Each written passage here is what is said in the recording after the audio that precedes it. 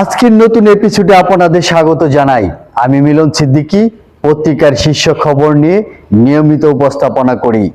আজ আমি যে শিরোনামটা আপনাদের সামনে তুলে ধরছি তা নিয়ে চলছে সচেতন মহলে এবং সমাজে চলছে ব্যাপক আলোচনা। এখন এটা টক অব দ্য টাউন। গত বছরের অক্টোবরে সুপ্রিম কোর্ট প্রাঙ্গণে শিক্ষার্থীদের বিক্ষোভ করেছিলেন।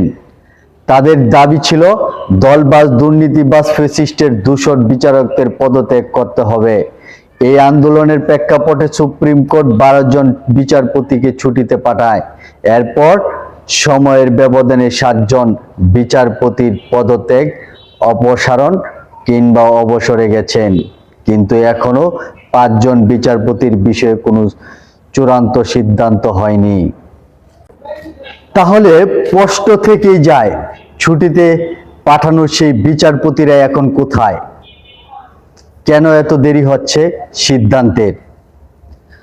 সমাজে নানান ব্যাখ্যা, নানান আলোচনা। কেউ কেউ বলছে এর পেছনে রহস্য আছে।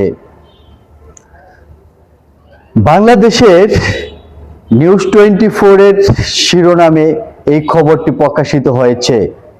আপনারা কি মনে করেন? এই মন্তব্য জানাতে ভুলবেন না। ভিডিওটি ভালো লাগলে লাইক দিন, শেয়ার করুন এবং আমাদের সাথে থাকুন। ধন্যবাদ সকলকে, ভালো থাকবেন।